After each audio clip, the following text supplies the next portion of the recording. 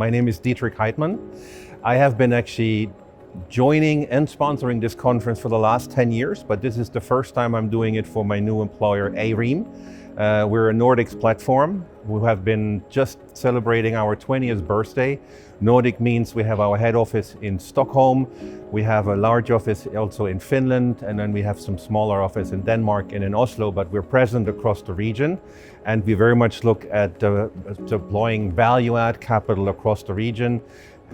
We have raised 5 funds since we were founded in 2003, and we have a separate specific data center vehicle on the side as well.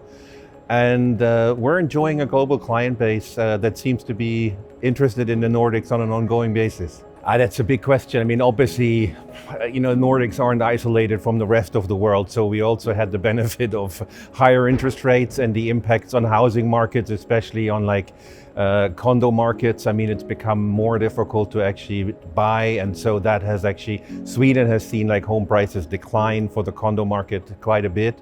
That said, it's really very much a financial topic and not an underlying real estate topic. So the residential markets remain among the most undersupplied in the world. The wait list for an apartment in Stockholm is about 20 years, just to give an example.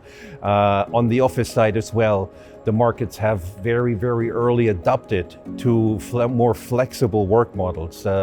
Usually the Nordic economies have deployed broadband and very good public transport infrastructure early on. So we've had an above average work from home population going into the pandemic, and so it wasn't a shock like it was in many other nations.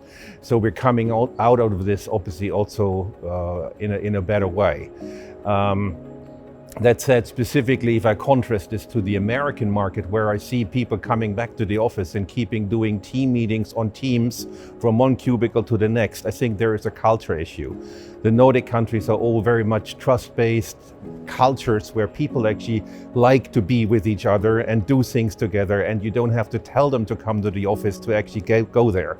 That isn't apparently the case in any other places. In my previous life, I also worked with a Brazil team.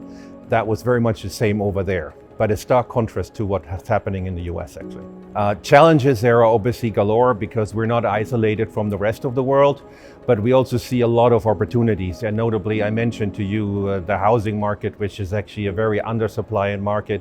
And we definitely see prospects to once interest rates, land prices, and construction costs. When this equation basically gets a little bit more in line, actually there is pent-up demand incredibly.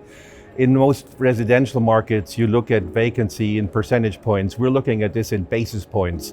And so the risks that you actually have when you actually develop something new, it's not whether you actually lease it. It's only the question of what is going to be your exit cap rate. So it's actually a fairly safe investment, and then it's for you to decide a little bit what the investment horizon is.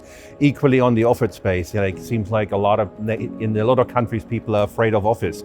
We have a long tradition in ESG in the Nordics, way before it was actually invented, I would say. So reuse of materials, circular economy, something that actually comes a little bit with the DNA, and it's part of the asset management even before people defined criteria for it and gave out scores and things. We feel this is just what we do. Then we see actually another opportunity specifically in the data center market. As you probably know, everyone, when you talk about data center and the need for data centers, is pointing these vertical charts about the future demand of computing space. The problem is that the existing locations actually are running out of space, energy, and so forth. Sometimes there's cooling issues. I mean, I think this year even one of the hyperscalers had to shut down a data center in London because it was too hot. So we're actually developing eco data centers in Sweden. We've been awarded awards for the most greenest data centers you can do, and actually achieve that by having a very cheap and also very green energy going in there. We have very good connectivity, but then actually it's also a question what you do with all the heat that's generated. In our case, we actually feed it back into district heating plants. We use it to actually dry wood pellets, which then again get used for heating in other spaces. And actually the next frontier is going to be to use it in local food production.